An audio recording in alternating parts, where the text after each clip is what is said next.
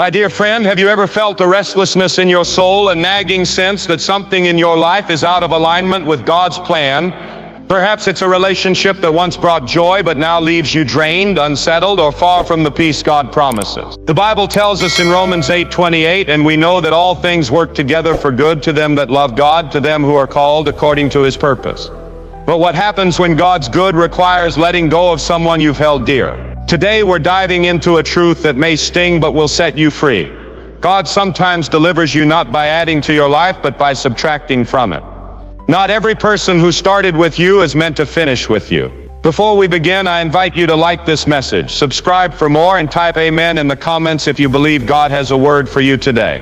Let me take you to the pages of Genesis 13, where we find Abraham and Lot, two men journeying together, their herdsmen quarreling over land. The tension was palpable, the unity strained. Abraham, in his God-given wisdom, didn't cling to Lot or force the relationship to endure. Instead, he said, "Let us not have strife. You choose your path, and I'll take mine." Lot looked with human eyes and chose the land that seemed greener, the plains of Sodom that sparkled with promise. But Abraham trusted God's hand, and that separation led him straight into God's greater blessing, the land of Canaan, the foundation of a nation. That separation wasn't rejection, it was redirection. My friend, God sometimes removes people from your life not to punish you, but to position you for his purpose. Think about a gardener pruning a tree. The gardener doesn't hate the branches he cuts them because they're draining the tree's strength, blocking its growth. In the same way, God prunes your life, removing relationships that sap your spiritual vitality. I heard of a young woman named Sarah who clung to a friendship that drained her. Every conversation left her anxious, questioning her worth, far from the joy of the Lord. She prayed, "God, why can't I make this work?" But one day she felt a stirring in her spirit, a loss of peace that wouldn't relent. When she finally let go, trusting God's prompting, she found new doors opening, new friends who lifted her faith, new opportunities to serve in her church. What she thought was lost was God's preparation for a season of fruitfulness. You see, God's subtraction is not about abandonment, it's about alignment. When someone's presence in your life stirs unrest, when their words or actions pull you from God's path, it's not just a clash of personalities, it's a divine signal. Colossians 3:15 says, "Let the peace of Christ rule in your hearts." Peace is God's umpire, the compass of your soul. When it's missing, God is speaking. Maybe you're holding on to someone right now, a friend, a partner, even a family member, because you fear being alone or you feel obligated. But what if God is saying, "My child, let them go, for I have something greater for you"? What if the pain of release is the doorway to the peace you've been craving?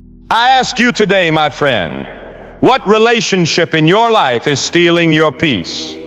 Is there someone whose presence leaves you restless, whose words dim the light of God's calling on your life? Don't ignore the stirring in your spirit. God's subtraction is not cruel, it's compassionate. He sees what you cannot, a future where your destiny shines brighter without the weight of misaligned connections. Like Abraham, you may need to make a hard choice to say, "This is where we part ways," not out of anger but out of obedience. Trust that when God removes something, he replaces it with purpose. He's preparing you for a Canaan, a place of promise where your soul can thrive. I urge you now to act in faith. If God is nudging you to release someone, don't delay. Pray this prayer: "Lord, give me the courage to let go of what you're pruning. Align my life with your purpose." Take that step today, trusting that God's hand is steady. He's not taking away to leave you empty. He's making room for his blessings to multiply. Surrender that relationship to him, and watch how he restores your peace and sets your feet on the path to your destiny. Don't let fear hold you back. God's plan is greater than your pain. My dear friend, when the storms of life swirl around you, when your heart feels heavy and your spirit unsettled, have you stopped to consider that God might be speaking through the absence of peace? The Bible declares in Colossians 3:15, "Let the peace of Christ rule in your hearts, since as members of one body you are called to peace." Peace is not just a fleeting feeling, it's God's compass for your soul, guiding you toward his will. When someone's presence in your life disrupts that peace, leaving you anxious, drained, or restless, it's not a mere coincidence. It's a divine signal. God is raising a red flag, saying, this is not where I want you to be. Today we're exploring how the loss of peace is God's way of warning you to release relationships that hinder His plan for your life. Picture a compass in your hand. When it points true north, you know your direction is clear. But if it spins wildly, something is interfering. In the same way, when someone's presence causes your peace to spin erratically, God is showing you an interference in your destiny. I think of a man named David, not the king of Israel, but a modern-day believer I heard about. David had a business partner who seemed like a blessing at first, charming, ambitious, full of ideas. But over time, every meeting left David uneasy, his sleep troubled, his spirit heavy. He couldn't pinpoint why, but the peace of Christ was gone. One night he prayed and God brought Proverbs 14:30 to mind. A heart at peace gives life to the body, but envy rots the bones. David realized this partnership was misaligned with God's will. When he let it go, peace flooded back and God opened new doors that aligned with His calling. You see, peace is God's signature of approval. When it's absent, He's sounding an alarm. The Bible tells us about Jonah, a man who ran from God's call and boarded a ship to Tarshish. Jonah 1:4 says, then the Lord sent a great wind on the sea, and such a violent storm arose that the ship threatened to break up. Jonah's disobedience brought turmoil not just to him, but to everyone around him. That unrest was God's voice saying, you're going the wrong way. My friend, if someone in your life consistently stirs chaos in your heart, if their presence makes blessings feel like burdens, God may be telling you, as He told Jonah, to change course. You cannot thrive in confusion. You cannot walk in destiny while losing your inner calm. Let me ask you a piercing question. Is there someone in your life whose presence makes your spirit feel like a stormy sea? You know the one. Every conversation leaves you unsettled. Every encounter drains your joy. Maybe it's a friend who criticizes your faith, a colleague who stirs anxiety, even a family member whose words leave you questioning God's plan. Whatever the case, don't ignore the loss of peace. Romans 8:14 reminds us, for those who are led by the Spirit of God are the children of God. The Holy Spirit speaks through peace, and when it's gone, He's urging you to act. Holding on to someone who robs your peace is like clinging to a sinking ship, hoping it will carry you to shore. It won't. Only God's path leads to safety. I want to challenge you with a real-life illustration. Imagine a woman named Rachel, who stayed in a toxic relationship because she feared being alone. Her partner's constant negativity left her doubting her worth.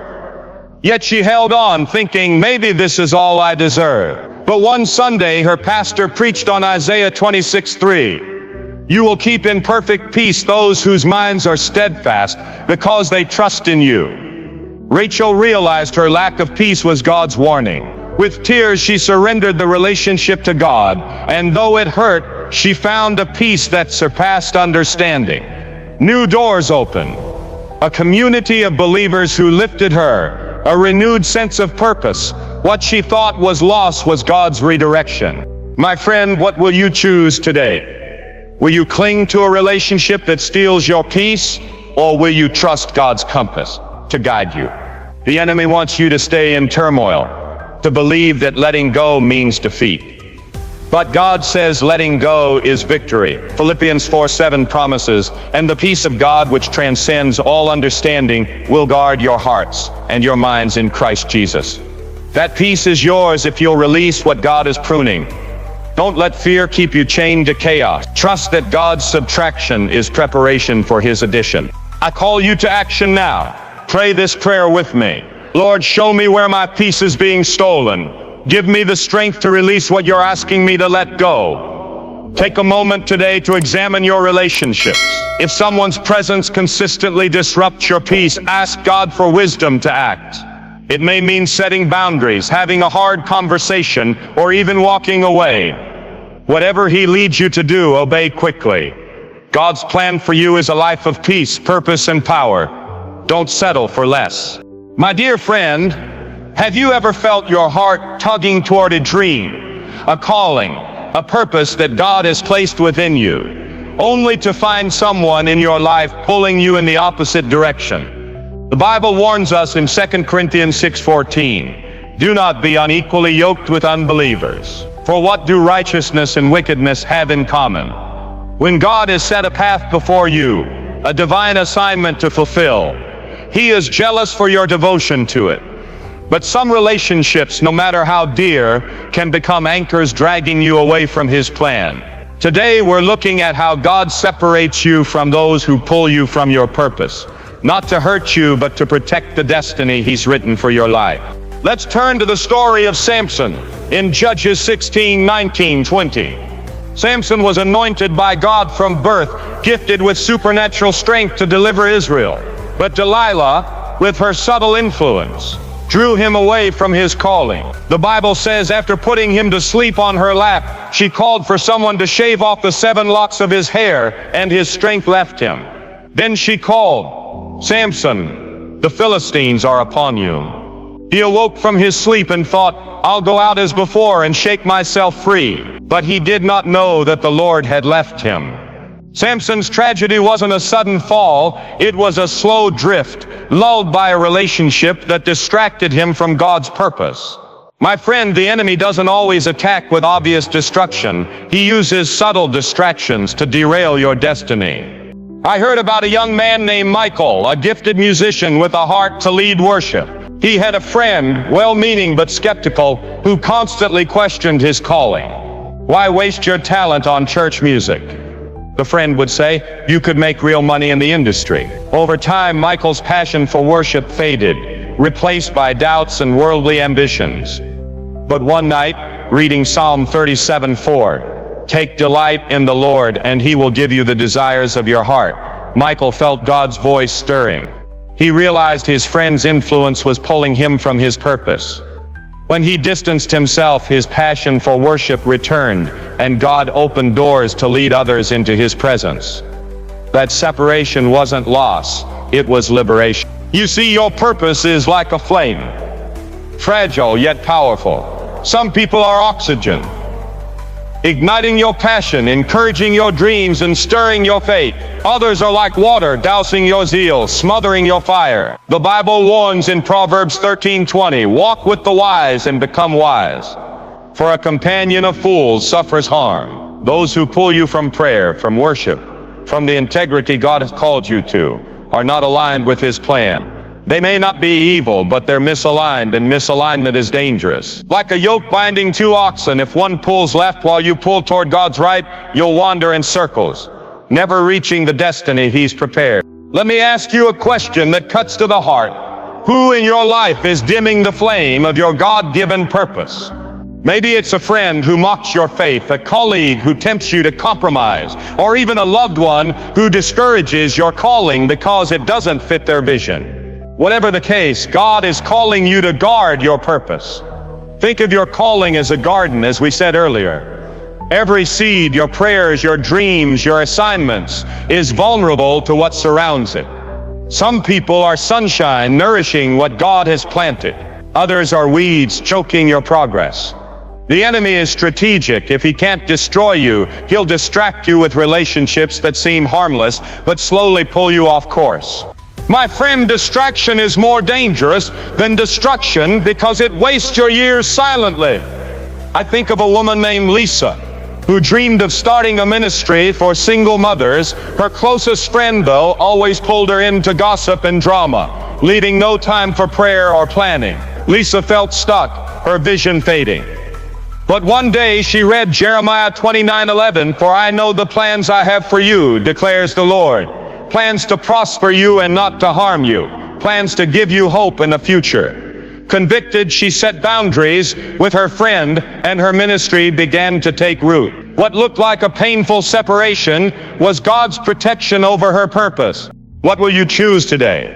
Will you cling to relationships that dim your calling, or will you trust God to surround you with those who fan your flame? The enemy wants you to believe you need everyone to fulfill your purpose, but God says, "I am enough." Your calling is too precious to let anyone pull you away. I call you to action now. Pray this prayer. Lord, reveal those who are pulling me from your purpose. Give me courage to protect the calling you placed in me. Take a step today. Maybe it's a conversation, a boundary, or a release. Trust that God's pruning is making room for your purpose to flourish. Don't let distraction steal what God has destined for you. My dear friend, have you ever found yourself drifting from God's path, not because of a dramatic fall, but through the quiet pull of someone close to you? The Bible warns us in 1 Corinthians 15:33, do not be misled. Bad company corrupts good character. The danger of relationships that distract you from God's purpose isn't always loud or obvious. It's often subtle, creeping in like a slow leak that empties your spiritual strength before you even notice. As we continue, we're looking at how these subtle influences can derail your destiny if you don't guard your heart. God is calling you to recognize the danger of distraction and to protect the sacred calling He's placed within you. Let's revisit Samson's story in Judges 16, but with a fresh perspective. Samson didn't lose his strength in one night. It was a gradual erosion. Delilah's questions seemed harmless at first.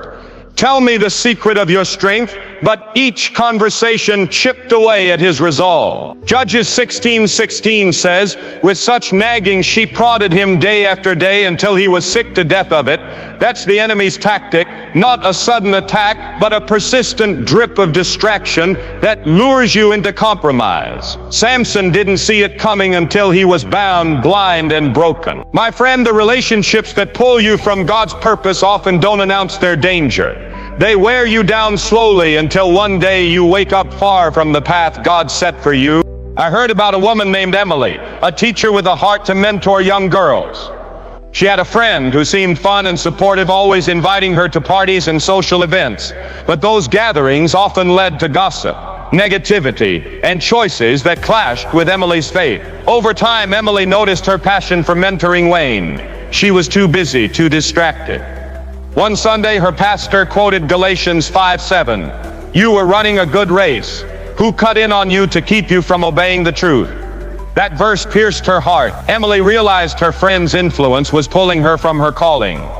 When she stepped back from that friendship, her focus returned, and her mentoring ministry flourished. What felt like loss was God's rescue. You see, distraction is the enemy's cleverest weapon. Destruction is obvious. You see it coming and fight back. But distraction, it's a slow fade, a gentle tug that pulls you from prayer, from worship, from the quiet moments where God speaks. Proverbs 4:23 urges, above all else, guard your heart, for everything you do flows from it. Those who distract you from God's purpose may not mean harm, they may even love you. But if their influence pulls you from His path, they're a danger to your destiny. Think of your calling as a race, as Paul described in 1 Corinthians 9:24. You can't run with focus if someone keeps pulling you off the track, whispering, slow down, it's not that important. Let me ask you a question that demands an answer. Who in your life is subtly pulling you from God's purpose? Maybe it's someone who keeps you from church, saying you don't need that. Maybe it's a voice that tempts you to skip prayer for worldly pursuits. Or maybe it's someone who makes you feel your God-given dreams are foolish. Whatever the case, God is calling you to wake up before the drift becomes a disaster. Like Samson, you may not realize the Lord's strength is leaving until it's gone. But unlike Samson, you can choose today to guard your purpose. Consider a man named James, who dreamed of starting a business rooted in his faith. His old college roommate, though, always mocked his ideas, urging him to chase quick money instead. James felt torn, his vision clouded. But one day, reading Hebrews 12:1, let us throw off everything that hinders and the sin that so easily entangles, James knew he had to act.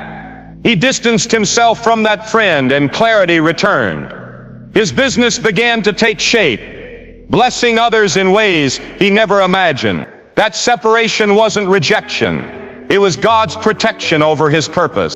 What will you choose today, my friend? Will you let distraction dim your calling, or will you guard the flame God has lit in you?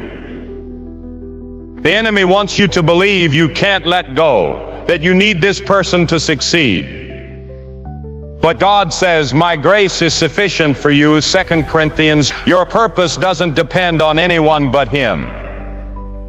I call you to action now. Pray this prayer. Lord, open my eyes to the distractions pulling me from your purpose. Give me strength to let go and run my race. Take a step today. Set a boundary, say no to that invitation or release that influence. Trust God to surround you with people who ignite your faith, not extinguish it. Your destiny is too precious to lose to distract. My dear friend, have you ever noticed how God's blessings on your life can reveal the true hearts of those around you? The Bible tells us in 1 Samuel 18:8-9, Saul was very angry. They have credited David with tens of thousands, he said, but me with only thousands. And from that time on, Saul kept a jealous eye on David. When God elevates you, when His favor shines on your path, some people rejoice, but others grow envious, unable to celebrate your progress. Today, we're diving into how jealousy in others is a sign that God may be calling you to distance yourself from those who resent His work in your life. Their envy isn't your fault. It's a signal of misalignment with God's plan for you. Let's linger on Saul and David for a moment.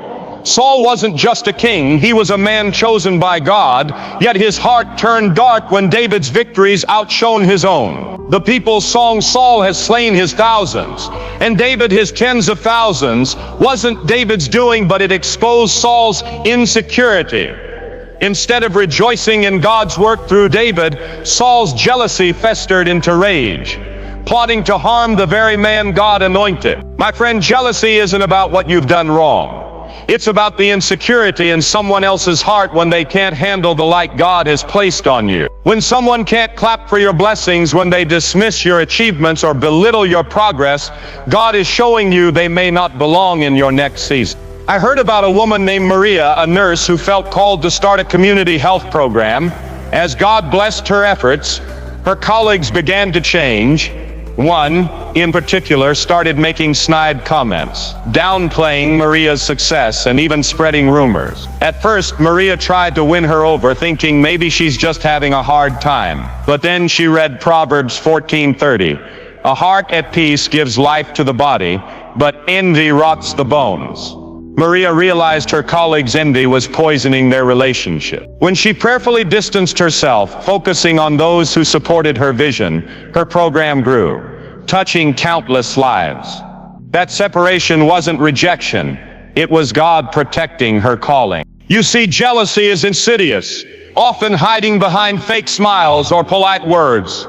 It shows up in subtle ways, changing the subject when you share good news, minimizing your efforts, or competing where they should celebrate. The Bible warns in James 3:16, "For where you have envy and selfish ambition, there you find disorder and every evil practice." Someone who can't rejoice in your growth can't truly cover you in prayer. Their envy is a poison, packaged in friendliness but deadly to your destiny. Like Joseph's brothers in Genesis 37, who despised his coat of many colors because it symbolized God's favor. Some people in your life may resent the blessings God is weaving into your story. Let me ask you a heart-piercing question. Who in your life grows quiet or critical when God blesses you? Maybe it's a friend who can't celebrate your promotion, a relative who downplays your faith, or a colleague who competes with your success. Whatever the case, God is using their jealousy to reveal their heart. You weren't called to dim your light to comfort their insecurity.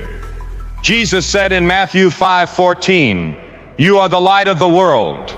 A city on a hill cannot be hidden." If your light exposes darkness in others, that's not your burden, it's their opportunity to repent. But if they choose envy over joy, God may be signaling it's time to let them go. Think of a man named Thomas, who started a small business that began to thrive. His childhood friend, instead of celebrating, made cutting remarks saying, "You're just lucky." Thomas felt guilty for his success, but one day, reading Psalm 23:5, "You anoint my head with oil, my cup overflows," he realized God's favor wasn't something to apologize for. When he stopped seeking his friends' approval, he found peace and new partners who shared his vision. God's blessings often expose who's truly for you. Don't shrink your success to fit their insecurity. Shine as God intended. What will you choose today, my friend? Will you keep chasing the approval of those who envy you?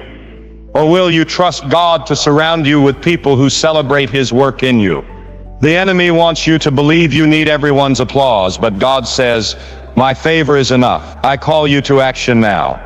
Pray this prayer. Lord, reveal those who resent your blessings in my life. Give me courage to release them and walk in your favor. Take a step today. Stop apologizing for God's work in you. Set boundaries with those who can't rejoice in your progress. Trust God to bring people who will lift you, not tear you down. Your destiny shines too brightly to be dimmed by envy. My dear friend, have you ever felt the weight of constant conflict in a relationship, where every conversation turns into a battle and peace seems like a distant dream? The Bible asks in Amos 3:3, can two walk together except they be agreed? God designed relationships to bring strength and unity, but when strife becomes the foundation, when arguments replace understanding, it's a clear sign that something is misaligned with His will. Today we're exploring how constant strife and conflict in a relationship is God's warning to separate, not out of hate, but to preserve the joy and destiny He has planned for you. When God calls you to let go, it's to protect the peace He's promised. Let's return to Genesis 13, where Abraham and Lot faced a crossroads. Their herdsmen were constantly fighting, their resources strained, their unity fractured. Genesis 13:8-9 tells us, so Abram said to Lot, let's not have any quarreling between you and me, or between your herders and mine. Let's part company. Abraham didn't cling to Lot out of obligation or sentiment. He recognized that strife was a barrier to God's promise. That separation wasn't about anger. It was about preserving the destiny God had for him. Abraham's choice led to Canaan, the land of promise, while Lot's path led to Sodom's destruction. My friend, when strife reigns in a relationship, God may be urging you to release it to protect the path He set before you. I heard about a woman named Karen who was caught in a cycle of arguments with a close friend. Every discussion ended in tension over opinions, plans, even faith. Karen felt drained, her joy sapped, her focus blurred. She kept trying to fix things, thinking if I just explain myself better, we'll find peace. But one day she read Proverbs 17:14. Starting a quarrel is like breaching a dam, so drop the matter before a dispute breaks out. Karen realized that constant conflict was like quicksand, pulling her deeper with every struggle. When she prayerfully stepped back from the friendship, her joy returned, and she found new relationships that strengthened her faith. That separation wasn't defeat, it was God's deliverance. You see, strife is costly. It robs your sleep, steals your joy, and slows your progress toward God's purpose. Psalm 133:130 declares, how good and pleasant it is when God's people live together in unity. For there the Lord bestows His blessing. Unity is where God commands His blessing, but strife is where the enemy thrives. Satan loves to plant conflict in your closest relationships, knowing it distracts you from your calling. If you're spending more time fighting with someone than fighting for God's purpose, that's not a relationship. It's a battlefield. True God-sent connections may have disagreements, but they're marked by resolution and peace. If strife is the only fruit, it's God's warning to let go. Let me ask you a piercing question. What relationship in your life feels like a constant war?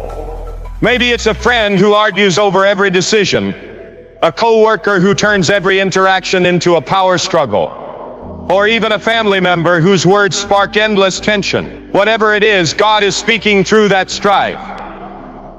He's saying, my child, this is not my plan for you. Proverbs 22:10 reminds us, drive out the mocker and out goes strife, quarrels and insults are ended. Sometimes the only way to restore peace is to release the source of conflict. You weren't created to live in chaos, but to walk in the harmony of God's purpose. Think of a man named Daniel, who worked with a colleague who constantly criticized his ideas. Every meeting was a battle, leaving Daniel exhausted and doubting his calling to lead a new project. One night, reflecting on Matthew 5:9, blessed are the peacemakers, for they will be called children of God, Daniel realized he couldn't make peace where strife was the norm. He prayerfully set boundaries, limiting interactions to what was necessary. The result, his energy returned, his project thrived, and God brought new teammates who shared his vision. That boundary wasn't rejection. It was God's redirection toward peace. What will you choose today, my friend?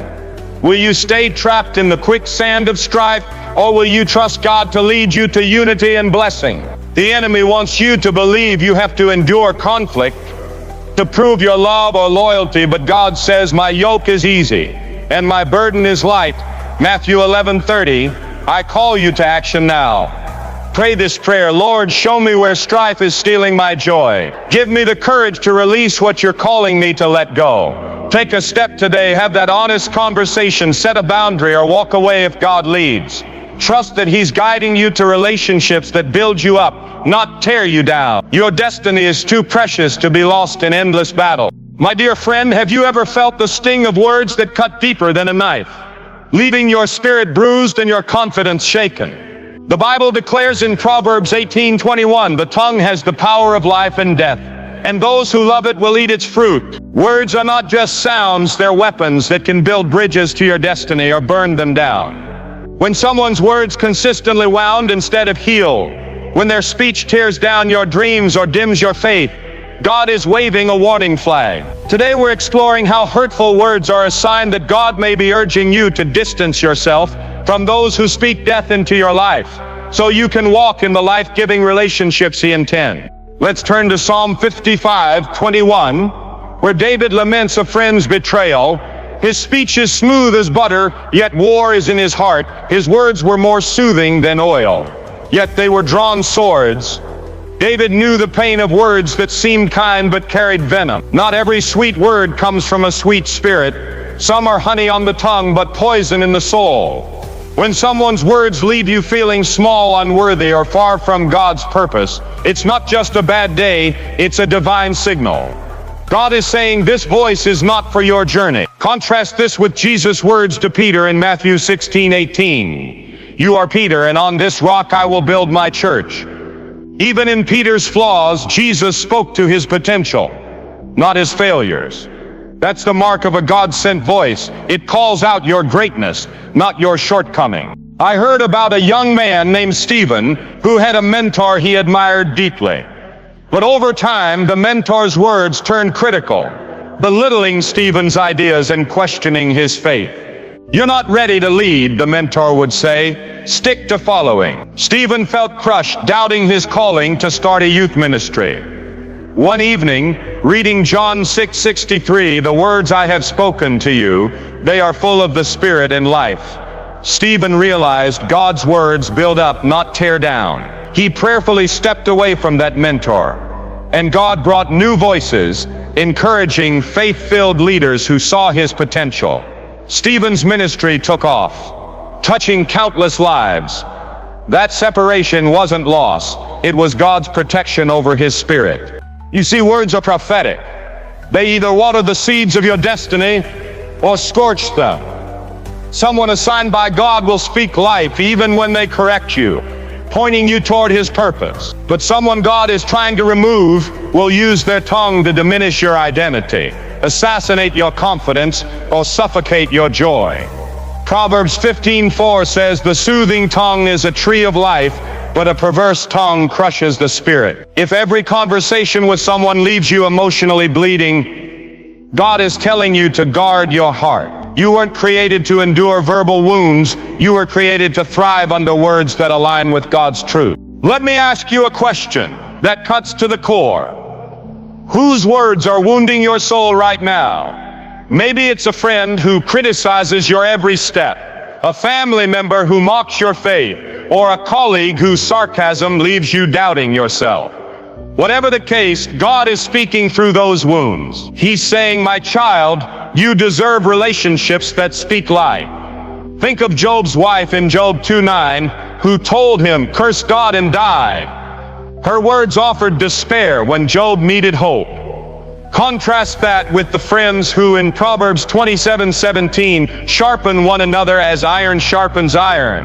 Godly relationships lift you toward your calling, not drag you into defeat. Consider a woman named Grace. who stayed in a relationship where her partner's words constantly belittled her dreams of writing a book. "You're not a writer," he'd say. "Stick to what you know." Grace felt her spirit wither, but one day, reading Ephesians 4:29, "Do not let any unwholesome talk come out of your mouths, but only what helps build others up," she knew God was calling her to let go. When she did, she found a writing group that encouraged her gift, and her book became a reality. That release wasn't abandonment. It was God's redirection toward life-giving voices. What will you choose today, my friend? Will you cling to those whose words wound, or will you trust God to surround you with voices that heal? The enemy wants you to believe you deserve criticism, that you must endure it to prove your strength. But God says, "I have called you by name, you are mine." Isaiah 43:1, "I call you to action now." Pray this prayer. Lord, reveal the voices that wound my soul. Give me the courage to seek relationships that speak your life. Take a step today, set boundaries with those who tear you down, or walk away if God leads. Trust Him to bring people who will speak His truth into your life.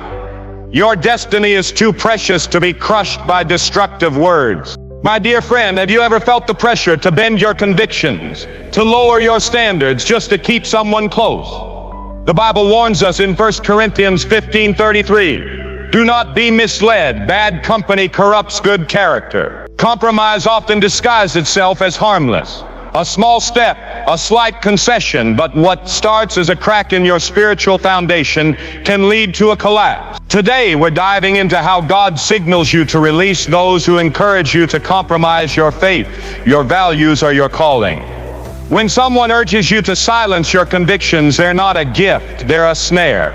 And God is calling you to guard the holiness He's placed within you. Let's look at Lot's wife in Genesis 19:26. As God delivered Lot and his family from Sodom's destruction, He gave a clear command: don't look back. But Lot's wife couldn't let go.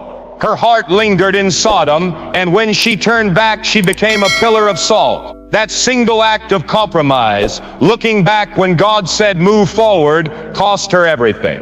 My friend, compromise doesn't always look like a big fall. It often starts with a glance, a moment of hesitation, a choice to ignore God's voice for the sake of pleasing someone else. When someone in your life consistently pushes you to lower your guard, to do what you know is wrong, God is waving a red flag saying, "This is not my plan for you." I heard about a young woman named Anna, who had a friend who mocked her commitment to purity. "You're too strict," the friend would say, urging Anna to join in behaviors that clashed with her faith. At first, Anna brushed it off, thinking she could stay strong. But over time, she found herself skipping prayer, softening her boundaries, and drifting from God. One day, reading Matthew 5:29, where Jesus says, "If your right eye causes you to stumble, gouge it out and throw it away," Anna realized that holding on to this friendship was leading her to compromise her soul. When she let go, her heart realigned with God, and He brought friends who honored her conviction. That separation wasn't loss, it was God's protection over her holiness. You see, compromise is like a termite in the foundation of your spiritual house. At first it seems harmless, the structure still stands, but if you ignore it, the damage spreads until the whole house collapses. Proverbs 13:20 declares, "Walk with the wise and become wise, for a companion of fools suffers harm." Those who encourage you to compromise, whether it's skipping worship for worldly pursuits, bending your integrity for convenience, or silencing your faith to fit in, are not walking with you toward God. They're pulling you away. The Bible is clear in James 4:4, "Anyone who chooses to be a friend of the world becomes an enemy of God." Godly relationships sharpen your faith, compromising one's dull it. Let me ask you a question that demands a response. Who in your life is tempting you to lower your standards? Maybe it's a friend who laughs at your commitment to prayer, a coworker who pushes you to cut corners, or a loved one who says, "It's not that big a deal." Whatever the case, God is speaking through that pressure. He's saying, "My child, I've called you to holiness." Compromise may seem small, but it's a slippery slope. Think of Samson again, who gave in to Delilah's nagging bit by bit until he lost everything. You weren't created to bend under pressure. You were created to stand firm in Christ. Consider a man named Paul who worked in a high-pressure sales job. His colleague, constantly urged him to stretch the truth to close deals, saying everyone does it. Paul felt torn, but one night Ephesians 4:25 came to mind. Therefore each of you must put off falsehood and speak truthfully. Paul realized that staying close to this colleague was eroding his integrity. He set boundaries, even at the cost of tension, and God honored his stand with new opportunities that aligned with his values. That choice wasn't easy. It was obedience, and obedience always brings God's blessing. What will you choose today, my friend? Will you cling to those who push you to compromise, or will you trust God to surround you with people who honor your faith? The enemy wants you to believe compromise is harmless, but God says, be holy, because I am holy. I call you to action now. Pray this prayer. Lord, reveal those who tempt me to compromise. Give me strength to stand firm in your truth. Take a step today, say no to that invitation. Set a boundary or walk away if God leads. Trust Him to bring companions who sharpen you as iron sharpens iron. Your calling is too precious to be lost to compromise. My dear friend, have you ever sensed God's hand moving in your life, closing doors you wanted to keep open, creating distance you didn't choose? The Bible assures us in John 15:2, He cuts off every branch in me that bears no fruit, while every branch that does bear fruit, He prunes so that it will be even more fruitful. Notice it's not the enemy or circumstances that prune. God Himself does the cutting. When He removes someone from your life, it's not rejection, it's His divine pruning to make you more fruitful. Today we're exploring how God's pruning is His strategy to prepare you for the greater blessings He has in store, even when it feels like loss. Let's look at the story of Paul and Barnabas in Acts 15:36-39. These two men began their ministry together, filled with passion to spread the gospel. But a sharp disagreement arose over John Mark, and the Bible says they had such a sharp disagreement that they parted company. At first this separation seemed like a failure, a fracture in God's plan. But God used it to multiply their impact. Barnabas took Mark and went one way, while Paul chose Silas and went another. Instead of one missionary team, God created two, spreading the gospel farther. What looked like division was God's pruning for multiplication. My friend, when God cuts someone from your life, He's not diminishing you, He's preparing you for a greater harvest. I heard about a woman named Laura who lost a close friend unexpectedly. They'd shared dreams and prayers, but suddenly the friend stopped calling, and their connection faded. Laura was heartbroken, wondering what she'd done wrong. But one Sunday, her pastor preached on John 15, and Laura realized God was pruning her life. That friend, though dear, often distracted her with endless venting, pulling her from her calling to serve in her church. When Laura surrendered the lost to God, He brought new relationships, mentors and friends who encouraged her ministry. Her service grew, touching lives she never could have reached before. That pruning wasn't punishment, it was God's preparation. You see, God's pruning is purposeful. Like a gardener who trims a tree to make it bear more fruit, God removes relationships that drain your spiritual nutrients. Some people are meant for a season, not a lifetime. They may have blessed you once, but if they're no longer aligned with God's plan, clinging to them hinders your growth. Proverbs 3:5-6 reminds us, trust in the Lord with all your heart, and lean not on your own understanding. In all your ways submit to Him, and He will make your paths straight. When God creates distance, when calls go unanswered, doors close, or connections fade, it's His hand at work, redirecting you toward His purpose. Let me ask you a question that pierces the heart. Are you fighting God's pruning by chasing what He's removing? Maybe it's a friendship that's faded, a relationship that's grown cold, or a door God has firmly closed. Whatever it is, stop forcing what God is cutting. Think of a tree in a garden. A gardener doesn't prune because he hates the tree. He prunes to ensure its health. In the same way, God prunes your life not to hurt you, but to help you flourish. Hebrews 12:11 says, no discipline seems pleasant at the time, but painful. Later on, however, it produces a harvest of righteousness and peace. God's pruning is His promise of a fruitful future. Consider a man named John who worked with a business partner for years. They built a company together, but the partner's vision began to clash with John's faith-based values. John prayed to hold on, but opportunities with the partner dried up, and their paths diverged. At first, John felt abandoned, but then he read Isaiah 55:8-9. For my thoughts are not your thoughts, neither are your ways my ways, declares the Lord. Trusting God, John let go, and soon after, he launched a new venture aligned with his calling, impacting his community for Christ. That separation wasn't loss, it was God's redirection.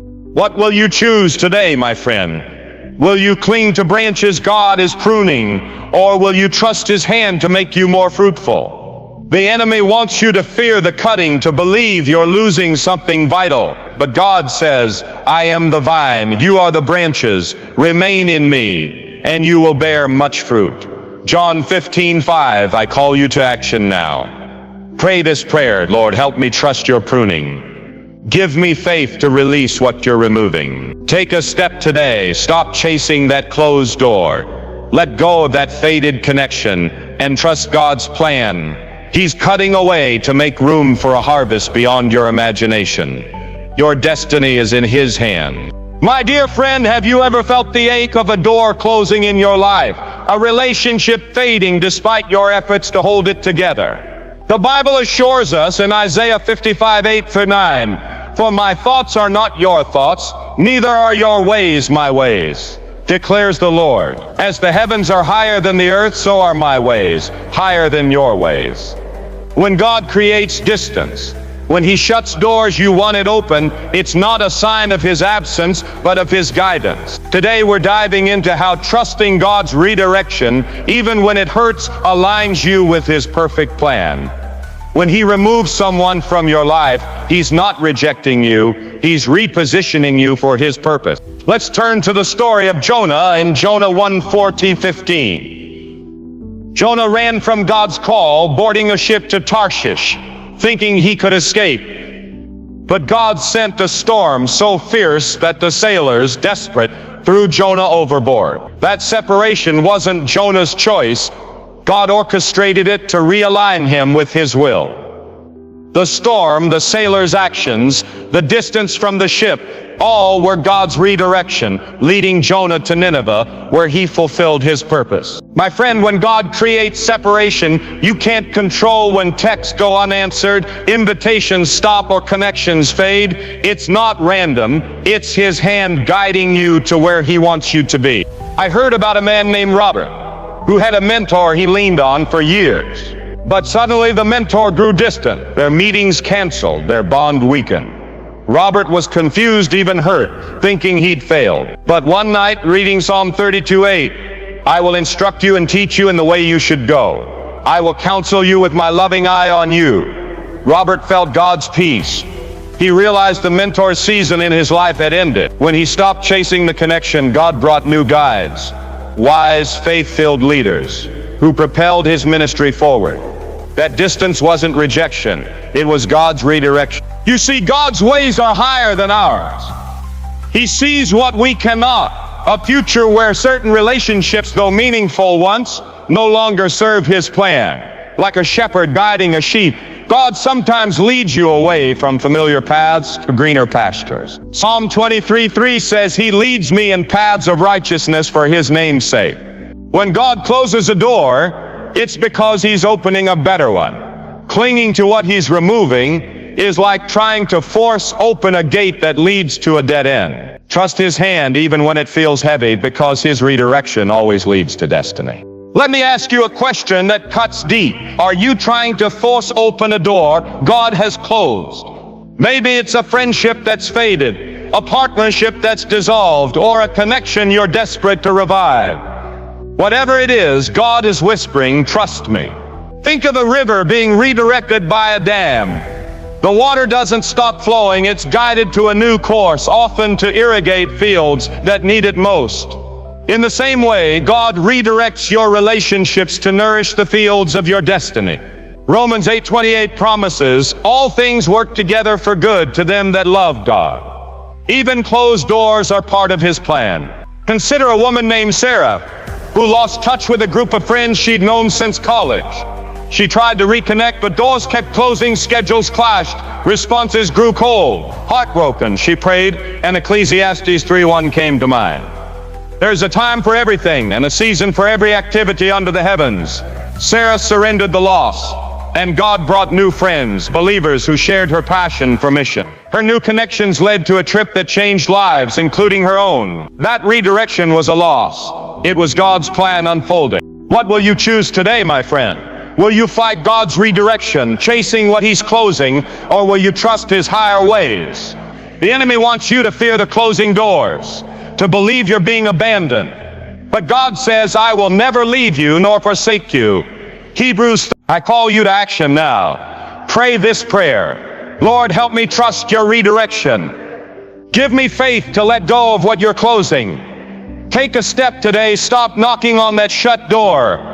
Release that fading connection and trust God's guidance. He's leading you to a path where your purpose will flourish. Your destiny is in His faithful hand. My dear friend, have you ever clung to someone in your life, desperate to keep them close, only to feel your spirit grow heavy, as if you're fighting against God's will? The Bible warns us in Hebrews 12:1, let us throw off everything that hinders and the sin that so easily entangles, and let us run with perseverance the race marked out for us. Sometimes the weights holding you back aren't sins, but people, relationships God is asking you to release because their season in your life has expired. Today we're exploring the cost of clinging to what God is removing, and how holding on can delay the promises He has for you. When God calls you to let go, it's not to empty your life, but to free you for His greater plan. Let's look at the story of Lot's wife again. In Genesis 19:17-26, God sent angels to rescue Lot and his family from Sodom's destruction, with a clear command, flee for your lives, don't look back. But Lot's wife couldn't let go. Her heart was tethered to Sodom, to the life she knew, and in one glance backward, she became a pillar of salt. That glance wasn't just disobedience, it was a refusal to trust God's plan over her own desires. My friend, when you cling to relationships God is pruning, you risk staying in a place He's called you to leave, missing the new land He's prepared for you. I heard about a man named Thomas who held on to a business partnership long after it turned sour. His partner's negativity drained him. Yet Thomas feared letting go, thinking, we've built so much together. But the constant tension stalled his vision. One night, reading Ecclesiastes 3:6, a time to keep and a time to throw away, Thomas felt God's nudge. He ended the partnership, and though it hurt, God opened new doors, better opportunities, aligned partners, and a renewed sense of purpose. Clinging would have kept Thomas stuck. Letting go set him free. That release wasn't loss, it was God's liberation. You see, holding on to what God is removing is like trying to carry a heavy stone while running a race. It slows you down, exhausts you, and keeps you from the finish line. God's call to let go isn't cruel, it's compassionate. He sees the Canaan waiting for you, the place of promise where your soul will thrive. But you can't reach it if you're weighed down by relationships that no longer align with His purpose. Isaiah 43:18-19 says, forget the former things, do not dwell on the past. See, I am doing a new thing. When you cling to the past, you miss the new thing God is doing. Every step you take holding on to what He's pruning is a step away from your destiny.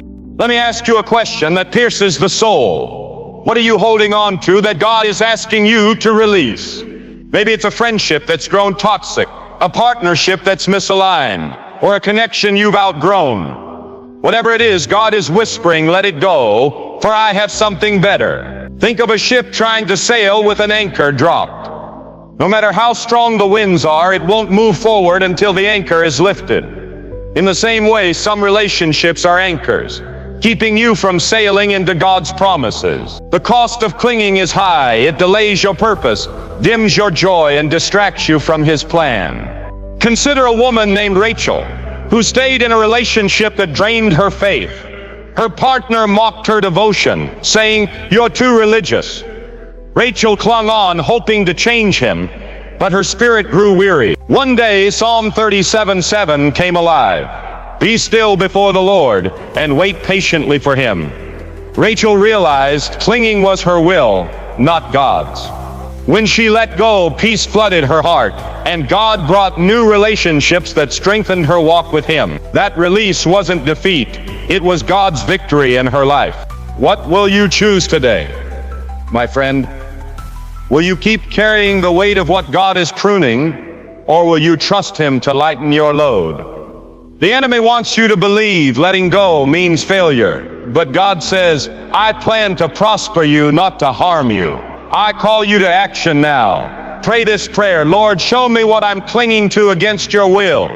Give me courage to let go and trust your plan. Take a step today. Release that relationship, set that boundary, or walk away if God leads. Trust that every subtraction is God's preparation for a greater addition. Your destiny is waiting on the other side of your obedience. My dear friend, have you ever felt the pain of a relationship ending, only to discover later that it opened the door to greater blessings?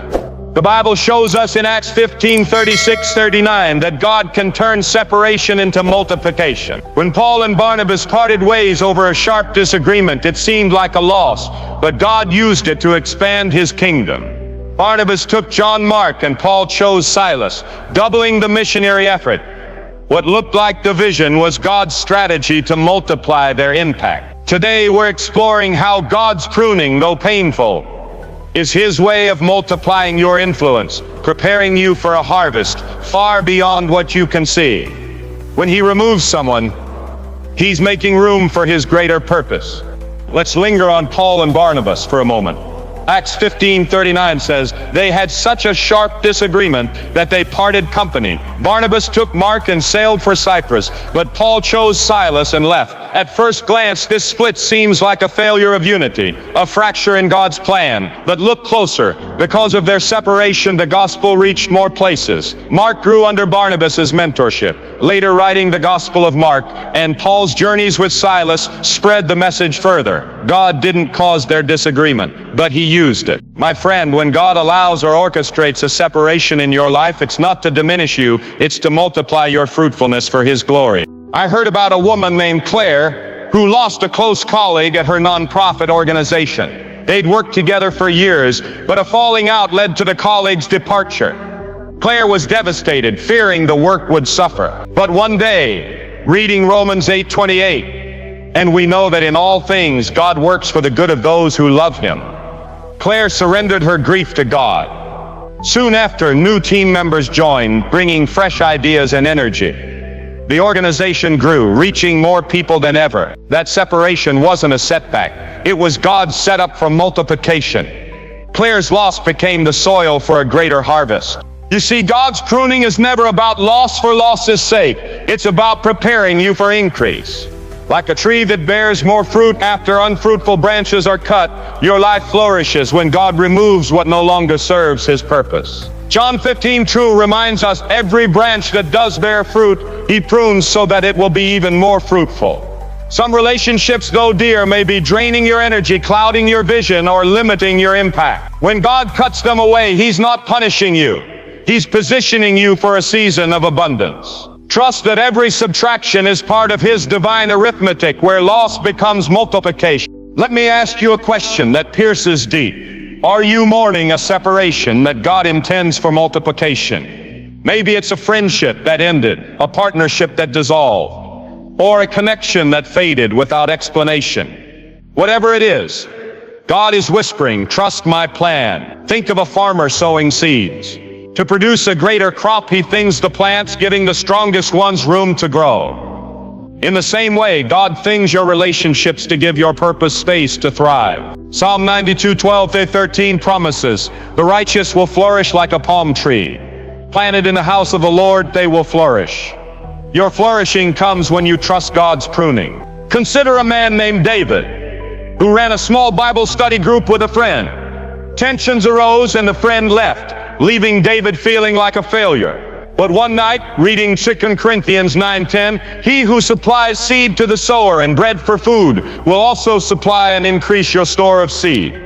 David realized God was at work. He continued the group alone, and new members joined, bringing passion and growth. The study expanded into a thriving ministry. That separation wasn't division. It was God's multiplication of David's calling. What will you choose today, my friend? Will you grieve what God is pruning, or will you trust Him to multiply your impact? The enemy wants you to see separation as defeat, but God says, I am doing a new thing. Isaiah, I call you to action now. Pray this prayer: Lord, help me see your multiplication in every separation. Give me faith to trust your pruning. Take a step today. Release your grip on that lost connection. Stop mourning what God has removed and look for the new growth He's bringing. Trust that He's multiplying your fruitfulness for His glory. Your destiny is in His hands, and His plans are always for increase. My dear friend, have you ever been caught in a storm, not of wind and rain, but of relationships that shake your peace and pull you from God's path?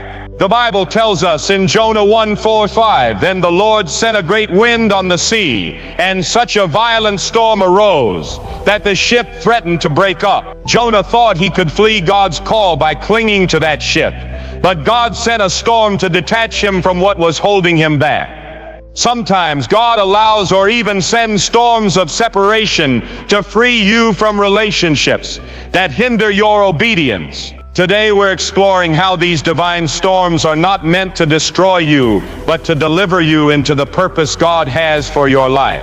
Let's stay with Jonah's story.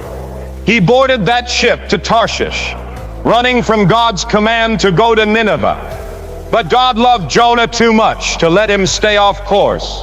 The storm grew so fierce that the sailors, in desperation, threw Jonah overboard. That separation wasn't Jonah's choice. God orchestrated it to realign him with His calling. Once in the belly of the fish, Jonah repented, and God redirected him to Nineveh, where his preaching saved the city. My friend, when God stirs a storm, when relationships unravel, doors slam shut, or connections fade, it's not to harm you, but to detach you from what's hindering your obedience to His plan. I heard about a woman named Elizabeth who was in a friendship that drained her spiritually. Her friends' constant negativity and gossip pulled Elizabeth from her quiet time with God. She tried to hold on, thinking, I can be a light to her. But the tension grew like a storm until arguments ended their friendship. Heartbroken, Elizabeth turned to Psalm 107:29. He stilled the storm to a whisper. The waves of the sea were hushed. In prayer, she realized God had sent that storm to free her. When she let go, God brought new friends who shared her faith, and her spiritual life flourished. That storm wasn't destruction. It was God's deliverance. You see, God's storms are purposeful. They come to shake loose what's anchoring you to the wrong harbor. Some relationships, though familiar, keep you from sailing into God's destiny for you. Hebrews 12:27 says, everything that can be shaken will be shaken, so that what cannot be shaken may remain. When God allows a storm to disrupt a relationship, He's shaking what doesn't belong so that His unshakable purpose can stand. Like Jonah, you may love the comfort of the ship, the familiarity of that friend, partner, or colleague, but if they're pulling you from God's call, He'll send a storm to set you free. Let me ask you a question that cuts to the heart. What storm is God stirring in your life right now? Maybe it's a friendship that's grown turbulent, a partnership marked by constant tension, or a connection that's fading despite your efforts. Whatever it is, God is saying, trust me in the storm. Think of a tree in a gale. The wind strips away dead branches, not to destroy the tree, but to strengthen it for the next season. In the same way, God's storms strip away relationships that hinder your growth, preparing you for a fruitful future. Don't fear the shaking, it's God's hand at work. Consider a man named Mark who worked with a colleague who constantly clashed with his values. Their disagreements turned into a storm of conflict, and Mark felt trapped. But one day, reading Matthew 8:26, where Jesus calms the storm and says, "You of little faith, why are you so afraid?" Mark realized he was clinging to the wrong thing.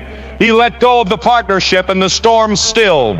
God opened new doors, aligning Mark with co-workers who shared his vision. That storm wasn't punishment, it was God's redirection toward His purpose. What will you choose today, my friend? Will you fight the storm, clinging to what God is shaking loose? Or will you trust His hand to guide you? The enemy wants you to fear the turbulence, to believe you're being abandoned. But God says, I am with you always. I call you to action now. Pray this prayer. Lord, help me trust you in the storms of separation. Give me faith to let go of what you're removing. Take a step today. Release your grip on that turbulent relationship. Stop fighting the shaking and trust God's plan. His storms are not to break you, but to break the chains holding you back. Your destiny awaits on the other side of obedience. My dear friend, have you ever held on to a relationship long past its season, hoping to recapture what once was, only to feel your spirit weighed down by the effort? The Bible reminds us in Ecclesiastes 3:1, there is a time for everything, and a season for every activity under the heavens. Just as seasons change in nature, so do the seasons of relationships in our lives. When God signals that a season has ended, clinging to it delays the new growth He wants to bring. Today we're exploring how letting go of expired seasons, relationships that have served their purpose, allows God to usher in a fresh harvest of purpose and blessing. Let's revisit Abraham and Lot in Genesis 13:8-11. Abraham could have insisted on keeping Lot close. They were family, bound by shared history and journey. But when strife arose, Abraham recognized the season for their togetherness had ended. He said, let's part company. If you go to the left, I'll go to the right. That act of letting go wasn't rejection. It was obedience to God's timing. By releasing Lot, Abraham stepped into the fullness of God's promise, the land of Canaan. Lot's season in Abraham's life had expired, and holding on would have hindered the destiny God had prepared. My friend, when God nudges you to release someone, it's because their season in your story has passed, and He's ready to bring new growth. I heard about a woman named Jessica, who clung to a childhood friend long after their paths diverged. The friend's lifestyle clashed with Jessica's faith, pulling her into doubt and distraction. Jessica felt obligated to stay, thinking, we've been through so much together. But one day, reading Song of Solomon 2:11-12, see, the winter is past. The season of singing has come. She felt God's call to let go. When she did, new relationships bloomed, friends who shared her love for Christ and encouraged her calling to teach. That release wasn't loss. It was God's invitation to a new season of fruitfulness. You see, every relationship has a season, and not every season lasts forever. Some people are sent for a moment to teach, to comfort, to guide, but when their purpose is fulfilled, God may call them out of your life. Clinging to an expired season is like trying to plant seeds in winter. The ground isn't ready, and the effort yields no fruit. Jesus said in John 15:2, He cuts off every branch in me that bears no fruit. God's pruning isn't cruel, it's strategic. He removes what's no longer fruitful to make room for new branches, new relationships that align with the season He's leading you into. Trust His timing, for He knows when a season is ended and when a new one must begin. Let me ask you a question that pierces the heart. What expired season are you holding on to? Maybe it's a friendship that no longer lifts your spirit, a partnership that's lost its purpose, or a connection you're keeping out of habit. Whatever it is, God is whispering it's time to let go. Think of a tree shedding its leaves in autumn. The tree doesn't mourn, it lets go because it trusts spring will bring new growth. In the same way, releasing an expired relationship isn't a loss. It's preparation for God's new season. Psalm 1:3 promises that person is like a tree planted by streams of water, which yields its fruit in season. Your fruit comes when you align with God's seasons. Consider a man named Andrew, who stayed in a mentorship long after it stopped bearing fruit. His mentor, once inspiring, became critical, stifling Andrew's vision to start a community outreach. Andrew felt torn.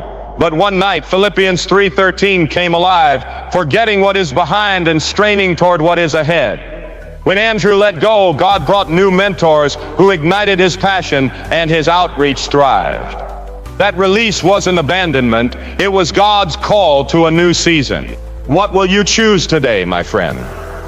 Will you cling to an expired season, or will you trust God's timing for new growth? The enemy wants you to fear letting go, to believe you'll lose something vital. But God says, I make all things new. Revelation 20, I call you to action now. Pray this prayer.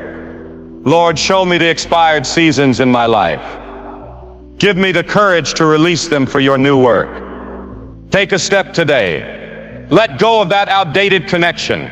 Set boundaries or walk away if God leads. Trust that He's preparing a season of singing, where your purpose will flourish.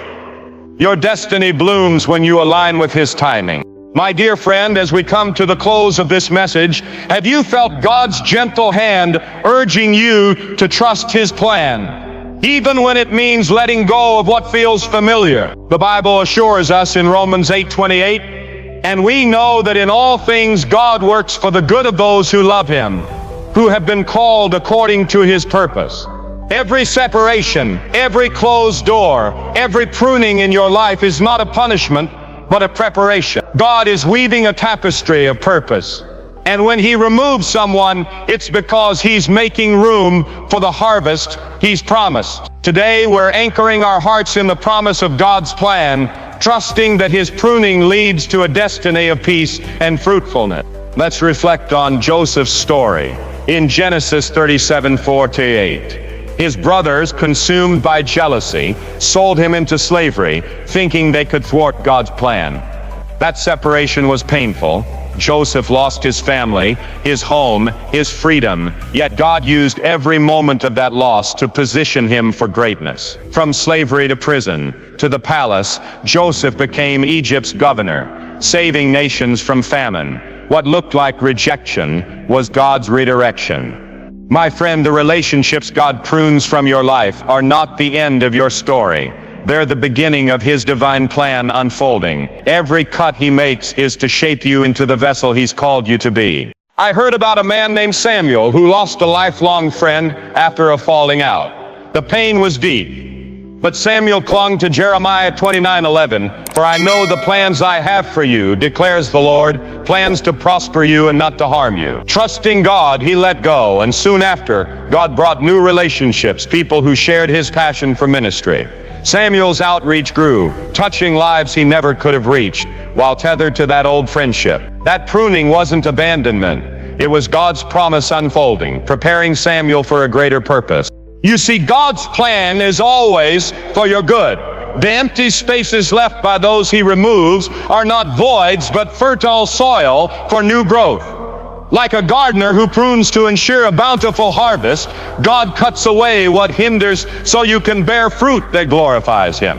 Psalm 138:8 declares, "The Lord will fulfill His purpose for me. Your steadfast love, O Lord, endures forever." When you trust His pruning, you step into His promise, a life of purpose, peace, and power. Don't fear the empty spaces. They're God's canvas for painting a future beyond your imagination. Let me ask you one final question. Will you trust God's pruning, believing His plan is greater than your pain? Maybe you're grieving a lost relationship, a closed door, or a season that's ended. God sees your tears and He whispers, "I'm working it for your good." Think of a seed buried in the ground. It must break open and lose its form to grow into a mighty tree. In the same way, God's pruning breaks you open to produce new life. Trust Him, for He's faithful to complete what He started. Philippians 1. What will you choose today, my friend? Will you hold on to the branches God is cutting, or will you surrender to His perfect plan? The enemy wants you fear the loss, but God says, "I am the way, the truth, and the life." John 4. I call you to action now. Pray this prayer. Lord, I trust your pruning. Fulfill your purpose in me. Step forward in faith. Release what God is removing, and embrace His promise. My dear friend, as we stand at this altar of truth, let the weight of God's promises settle in your heart. He is not a God who takes away to leave you empty. He prunes to make you fruitful, to lead you into a destiny radiant with His purpose. Psalm 35 assures us, "Weeping may endure for a night, but joy comes in the morning." The pain of letting go is but a moment compared to the joy of God's plan unfolding. If you felt His nudge to release a relationship, trust Him. He's preparing a harvest of peace, purpose, and new beginnings. Surrender your fears, your losses, and your heart to Jesus today. If you've never given your life to Him, now is the time. Come to the cross where His love redeems every loss. Pray with me. Lord, I surrender all. Lead me into your purpose. Step into his plan and let his joy fill you. God bless you.